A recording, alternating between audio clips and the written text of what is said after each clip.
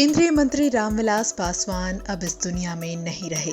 उनके बेटे और लोक जनशक्ति पार्टी अध्यक्ष चिराग पासवान ने गुरुवार की शाम को उनके निधन के बारे में ट्वीट कर जानकारी दी।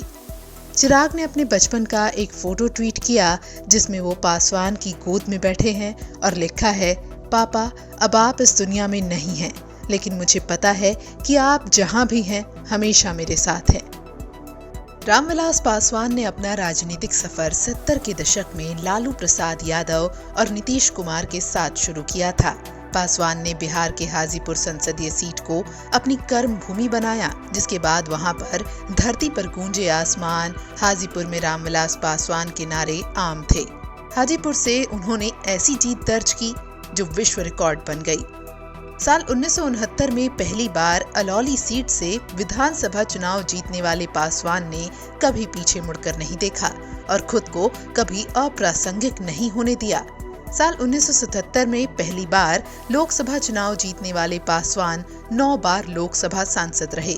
हालांकि उन्होंने साल 2000 में अपनी लोक जनशक्ति पार्टी की बुनियाद रखी थी। रामविलास पासवान ने देश के 6 प्रधानमंत्रियों के साथ काम किया है। उनके नाम कई रिकॉर्ड भी हैं। कहा जाता है कि रामविलास राजनीति के मौसम के वैज्ञानिक थे। सियासी मौसम का रुख वो पहले ही भांप लेते थे। रामविलास पूरे 5 दशक तक बिहार और देश की राजनीति में छाए रहे। रामविलास पासवान का नाम Guinness book of world record में भी दर्ज है। वो 1977 में जनता पार्टी की सदस्यता ग्रहण कर रिकॉर्ड मतों से हाजीपुर लोकसभा सीट से जीत हासिल कर चुके थे। इसलिए आरजेडी सुप्रीमो लालू यादव ने उन्हें राजनीति का मौसम वैज्ञानिक तक करार दे दिया था।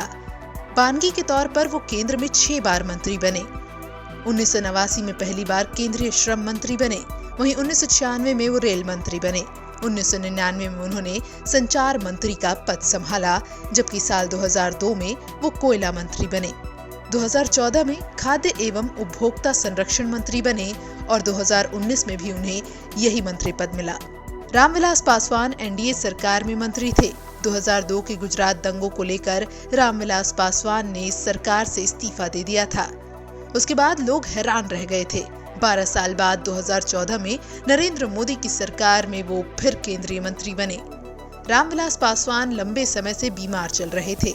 अस्वस्थ रहने की वजह से वो राजनीति में सक्रिय नहीं रहते थे।